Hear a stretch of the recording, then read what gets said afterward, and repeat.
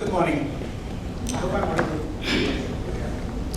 I don't know about you, but this is my first event physical after COVID. Feels great. My name is Manish Shah. I work with Capgemini. It's an 18 million euro French multinational, present in 50 countries. And we have a global business service line. We call it Digital Customer Experience. Don't go by the names. It hides a lot of things. But I run that business for Capgemini in North America. Why this topic? When Charmaine reached out to me with a series of topics, I picked this topic. Not because I'm an expert on this, not because I'm a psychologist, although it's an area where we are looking at combining the objectivity of computer science with the subjectivity of psychology. It's very interesting. No easy answers, but a lot of good questions. But for me, it is more a matter of passion, not because that is what I do for a living. It's passionate for me because I'm a customer, I'm a consumer. I use hundreds of products, dozens of services. I am a customer, I am a consumer. I go through this every single day, and I'm pretty sure you all go through this. So, can we look at this not just from the business perspective where we run the business, but also through our experience that we go through, and how can it be used to get to a better place? There are no silver bullets, but maybe there is a better place. So let's start with some questions, just to set the context. Imagine you have a problem. You need help. How many of you will look forward to having a conversation with contact center of any service provider? Keep in mind, you may have no option but to talk to them. I'm asking about you looking forward to having that conversation. I guess we know the answer. Think about last 6, 7, 8 months. Has any service provider gave you a feeling that they really understood your concerns? Forget about solving your problem. I'm not even talking about that. Just giving you a feeling that they really understand your concerns. Think about it. Can you remember the last instance where you felt good about the interaction? Again, I'm focusing on the interaction, not good experience because the product was good or the service was good. Interaction. Can you remember the poor experience of that interaction? I hazard a guess that you are more likely to remember poor experience than good experience. And that is not to say that people are doing a lousy job. We are humans. We tend to remember things which are fitting certain criteria, and that shapes our memory. Finally, we all know about KYC, know your customers, right? From regulatory perspective, tons of data being collected about us by a lot of organizations. But in how many cases did you really feel that, hey, I wish my service provider knew me as a person, right? This is not about collecting data about me, my demographics as a part of KYC. I call it KMB, know me better. A lot of questions, no easy answers, but I think that kind of gives an idea to the topic I'm going to be talking about. Empathy. Heavy word, a lot of interpretations, but fundamentally we all understand without a technical definition of empathy.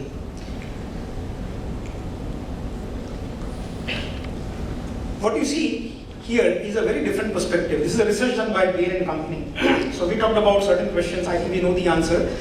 There was a research done by Bain & Company many years ago, and they asked hundreds of organizations, do you believe you provide superior customer experience? And this is the answer that they received from the organizations. 80% organizations thought or believed, yes, they are providing superior customer experience. Fantastic, right? Too good to be true, but nonetheless, fantastic. Second part of the research, let's go and ask the customers of those organizations, what do they believe? So, do you get a superior customer experience of very same organizations? This is the answer. Only 8% thought that they get superior customer experience. Now granted, customer experience is very subjective. Superior makes it even more subjective. A lot of customers will have unrealistic expectations. It doesn't make sense to go to the highest possible level. A lot of organizations will overestimate their ability to serve customers, but even after accounting for all those perks, look at the gap. That's huge.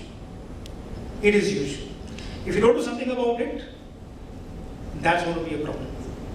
The numbers don't really matter, but it paints a picture. And there are many ways to solve the problem. Again, there are no silver bullets, but can empathy be part of the solution? Let's look at it. A different perspective on ability and the way you serve the customer. So this is a point made by a manager of a call center, and see what he says. He believes or she believes that the entire customer service team in contact center has been reduced to insulate the top management from nasty calls from customers who are very angry and annoyed. Sure, you don't want your CEO to go into those calls, but look at the downside of it. If they don't know what's happening, we have a problem. Now here is a manager who thinks like this, very passionate probably about the job, but he is the CEO of one of the largest organizations. What he thinks? He says, go beyond the numbers. Numbers are important, no doubt about it. We are in business, right? Don't get me wrong. But you have to get out, see what's happening, feel what's happening. And a very different perspective, an author who makes a very profound statement, right? People ignore design that ignores people. And this is design about anything. It could be design of an experience, design of a product or a service, could be anything. A very, very interesting perspective. What does this tell us? It tells us indirectly that people do know empathy is important, without using that word. People do know it is something to be cared about. Then why do we have this problem? Assuming that we do have a problem. So as I said, it's not that people don't know the value of empathy. They may not know the technical definition of empathy, they may not know a lot of nuances about it, but they do know, generally speaking, what is empathy. Why? Empathy is hardwired into all of us. We expect empathy, we know how to give empathy. So it's not that difficult to understand. But just knowing about it is not enough. Practicing it is far, far more difficult. Yeah, we can talk about it, we can go through presentations, sessions, discussion, but somebody in the field, somebody in the contact center, somebody who is designing an application, they need to understand what it means to do it.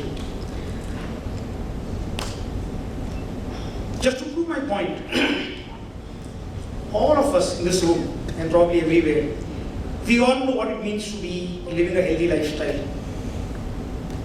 Why? What needs to be done? How do we live? How many of us actually do it? That's a classic indication of knowing something versus doing something about it. I think we have some similar problem about empathy. Second part is it does involve making tough choices. It's not easy to wake up every in the morning or go in the evening for 1 hour walk. It's not about doing it for 3 days or 4 days. It's about doing it every single day. We know how it is difficult. We have hundreds of reasons why we can't do it. There is something very, very similar with empathy. It's not easy. In fact, a lot of research indicate that it is so tough that organizations end up making decisions, thinking or believing that what they are doing is in the best interest of the customer and hence for the business, which is not true, unfortunately. We can call it basically short-sightedness for next quarterly results or pressure on cutting costs, could be any reasons, but it's proven again and again. Last but not least, empathy is about relationship, feeling, an extremely subjective area.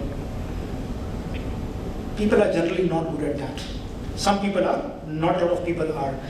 And relationship feelings, they work very, very well in familiar surroundings. We are talking about customers. In today's world, most of them are nameless, faceless. Yeah, there is somebody talking to me. There is somebody on chatbot. There is somebody on my website.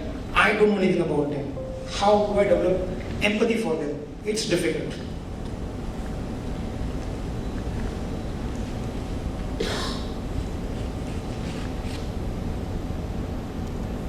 Do we need to understand empathy empathy in a bit more detail. What is it? Now, we are not trying to get into the very scientific details about an empathy, but it helps to understand slightly more in detail what empathy really means. It's actually kind of very simple. Understand, more importantly, feel how others are feeling if you were to put yourself in their situation. The important part is feeling and in their situation. Two keywords. Expectation from the customer to be seen, to be heard, and hopefully my concerns to be taken care of. But the most important aspect of empathy, how it can be applied, is that you can capture the moments that really matter. And I'll come to the topic in a short while, but that's very, very important. Enough research is done on empathy, and somebody decided to put this into 3 buckets.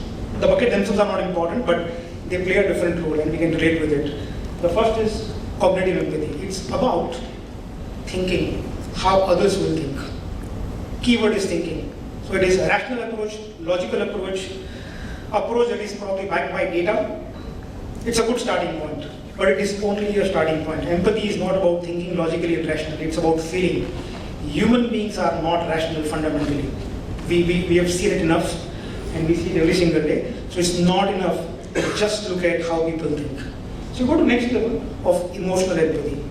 That is where you start, or at least you try to start feeling about how the other person is feeling. It's not about justifying the feeling is right or wrong, it is correct or not. It is just about knowing how the other person is feeling. Can I feel that way? The second here is probably, too strong, physically feel difficult, but that should be the intent. Finally, it's good to know for me how my customers are feeling. But what after that? If there is a problem, even if I can't solve problem immediately, can I do something about it? The first step is basically knowing, second is about feeling, third is about doing something. That's where empathic concerns come into picture, which gets you into some kind of an action based on what you have felt. So broadly, this is what empathy tells us. Why it matters? Well, answer should be obvious, right? But perhaps not. We sometimes tend to underestimate if empathy is missing, what can go wrong. And it doesn't have to be from our own field. We can look at different areas. What can go wrong? And again, there is interesting research done. If you miss empathy, what can go wrong? Enough research done to suggest that students drop out. Not because they are finding it difficult to study. That could be part of it. They feel helpless. They feel there is nobody to talk to. There is a reason there are counselors, right? It's not just about the affairs going wrong, right? It's about that anxiety. It's about they feeling helpless, especially they are away from family, right? And that's very, very important. Second part is actually even more interesting. I was surprised when I read this. There was a research done, I'll come to that, in Korea, in healthcare industry. And they actually found patients take longer or shorter when they feel they are being listened to, they are being cared about. Now, if we are talking about patients in hospital, of course they are being cared about, isn't it? They are getting attention of the doctors, nurses, best medical attention possible, but there is something beyond that. Relationships, we all know, marriage or otherwise, they don't last if there is no empathy. Fast-paced world, we all are running short of time, but COVID, that has got all of us on the edge, really, really on the edge. It's not just about professional pressure or something else, it's about physical safety. It's about question of life and death. It's about seeing near ones going through harrowing times. It's about potential loss of job and livelihood, right? So while COVID is behind us, there are enough indications that some of the things are going to linger for a long period, if not permanently. What does it mean? People are getting to the edge very, very fast. The time it takes for a customer to reach a flash point in interaction has gone down exponentially. Because in a very short time frame, they feel they are not being listened to. Nobody wants to understand them, right? And they are simply being reacted to, not being understood. Very, very important. So there is a greater need because of the COVID and other issues that people feel, at least listen to me. Active listening, very, very important part of empathy. Now we all know there are problems which are not going to be solvable on the call when we are talking for the first time. It happens, it's part of business. What is the next best thing to do? We use this term in marketing, next best action, right? But there is something here. If you can't solve the problem, at least let the customer know, I do understand your problem. I do care about you. Yes, I'm not able to solve the problem right now. That doesn't mean that I don't care about you. That's very, very important. It can make a big difference. Mere acknowledgement, where customer feel that somebody is listening to them peacefully, patiently, understood, right? Not listening just to be able to answer. You said so that's my response. No, that's not listening. That makes a big difference. Now keep in mind, this may sound very, very simple, but I talked about movements that matter. We all know the weekend rule. Even in this presentation, probably you are going to be remembering some of the key moments and probably my closing remarks. That's how we all humans work. So the critical moments in those interactions, if you don't capture those moments, you are going to be having a serious problem. It's a make or break event. The most intense moments and what happens in those moments, they decide, they shape how customer is going to be behaving with you. Empathy plays a big role because I told you, every time solution instantly is not going to be possible, but still there is something you can do about it.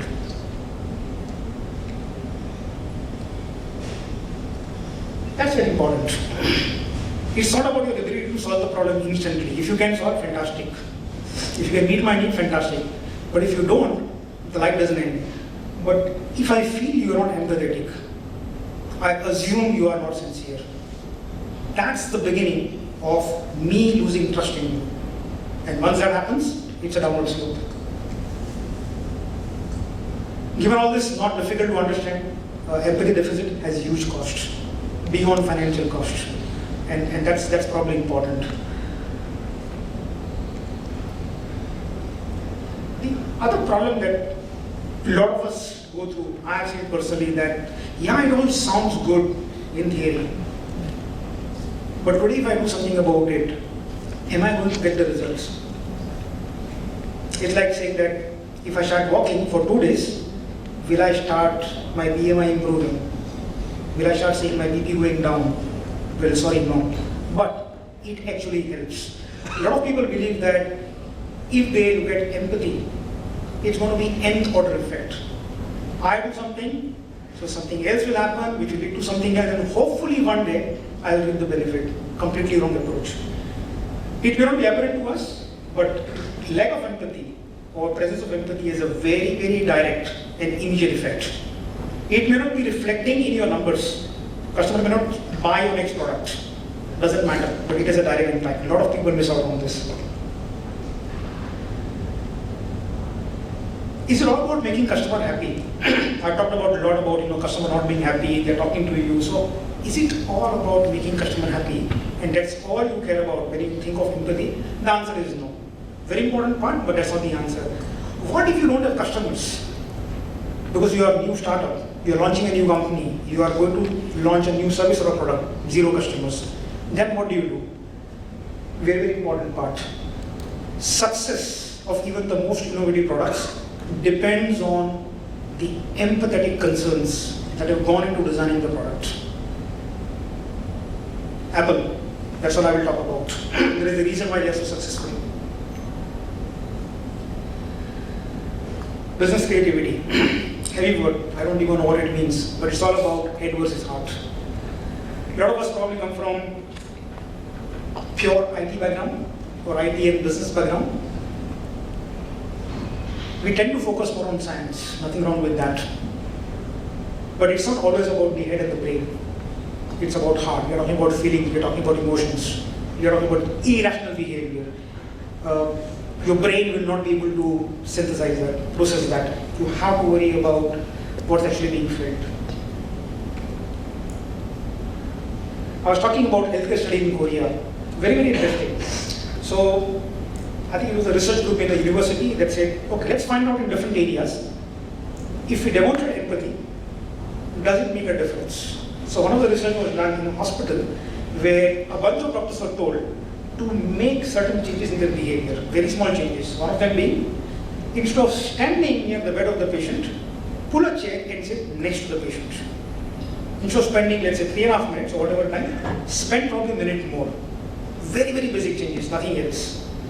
And in those cases, patients actually believe they are being cared far more than what they were. Again, go back to what I said, no change in treatment, none whatsoever, no change in doctors, just few things getting changed in the behavior that led to a dramatic difference in the outcome. We all know placebo effect, so it's not difficult to believe.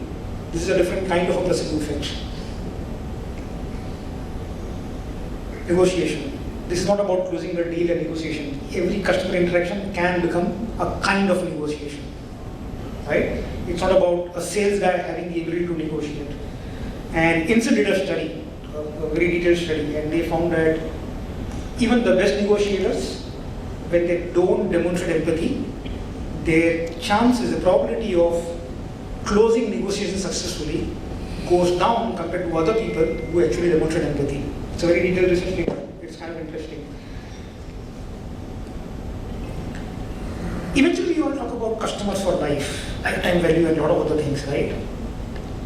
That requires customer believing in you beyond the transaction. There will be good transactions, there will be bad transactions, but you want your customer to believe in you, have trust in you, beyond those episodes, good or bad. That happens only when you are able to demonstrate that you really care about them. So that's the power of empathy in terms of how it impacts your business.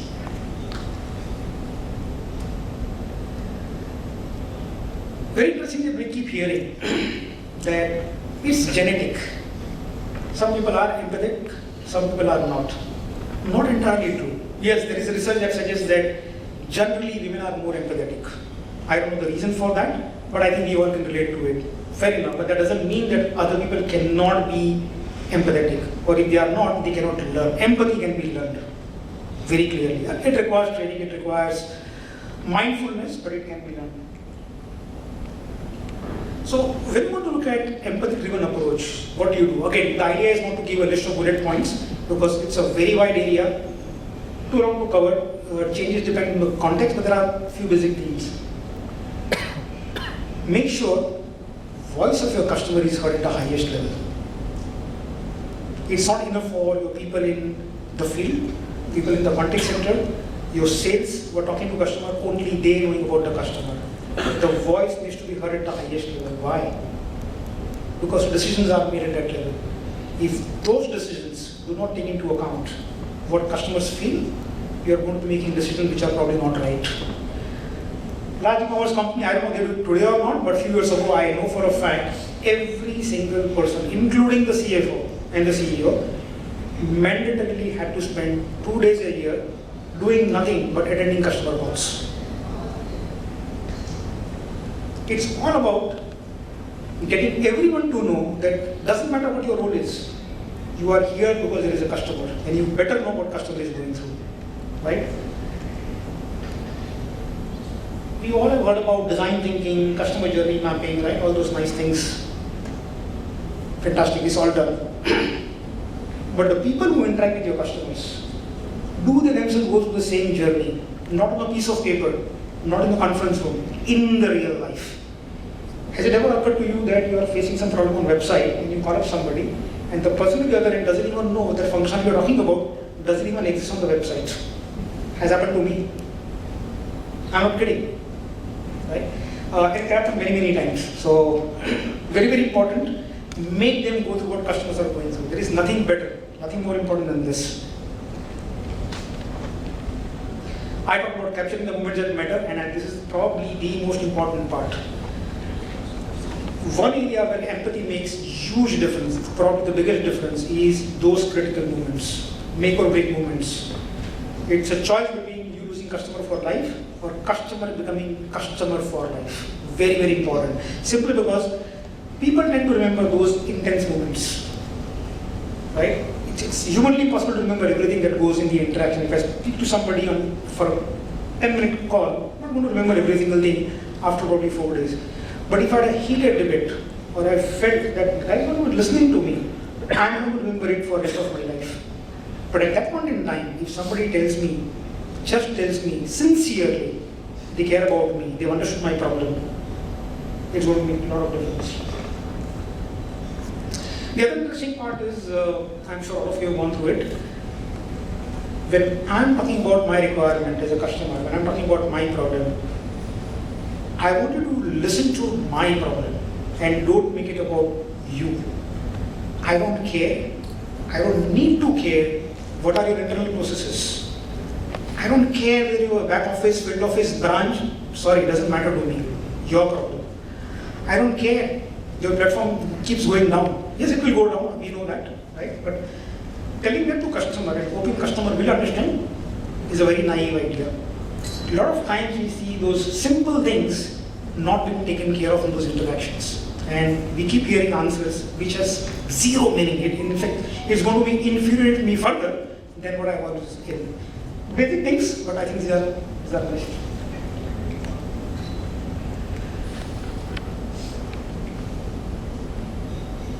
It's all about dealing with people, humans, irrational behavior, feelings, right? We need to bring that aspect. How do we do it? There are multiple ways, but very, very important. Do basics very, very well. If I'm a customer and you have a problem, I have a request, it's good to know that somebody is listening to me every single time, but then issue doesn't get resolved. Basic things don't get resolved. Then I'm not going to be trusting you anymore, because all I hear is, yes, you talk, but you only talk. You don't walk the talk, right? So, if there is a power outage in my home, if I make a call, the person listens to me very carefully. But this keeps happening multiple times. Beyond what doesn't really matter how well the person understands, listens, how many times they give a call back to me, so it doesn't matter. Do basics very, very well. If you don't do this, the most brilliant way of having empathy conversation will count for nothing. So empathy is not substitute for doing your basics thing. Very, very important. You all have seen it. Everything can't be escalated, for sure. But don't let your customers think that you will get into action or you will exhibit empathy only when they start shouting. Because as a customer, I hear, you are waiting for failure and for me to shout. Then what you do? Sorry, doesn't matter. I already got the message. It's a human trait. Please don't forget this. It's a human trait. Putting human in every single interaction from the organization is not a solution. We all have pressures on costs, efficiency, error reduction. I can go on and on, right? So obviously, there's going to be automation, there's going to be chatbot, there's going to be shift from human to something else, part and parcel of life. But that does not mean that you take away human from the most critical interactions. If you do that, disaster is waiting to happen. And I'll give you a couple of examples. And that's the reason I told you, right? We don't have to look at body of research. Good to understand the framework, but we all go through this. Back in April, I was in US. Had a cab booked via rideshare. There was a 5-mile stretch. It was a freeway. The car broke down.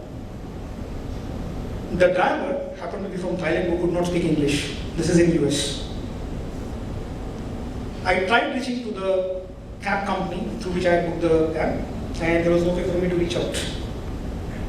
Spent more than 5 minutes, no solution. It's a freeway. If you've seen freeway in US, you can't stop. It is risky. It's dangerous actually. One call to nearest police station. Immediate response came. They told us there's going to be a towing van, there's going to be a escort vehicle. Please get out of the vehicle, park on the side, go away from the freeway. Same incidents, new experiences. What do you think is going to happen? Right? We go through every single day. And that is what is important. There are times where you have no other option but a human. Sometimes not because humans will solve the problem, because you are sure humans at least will understand the problem, machines may not. And that's very, very important. That's about it. Thank you so much.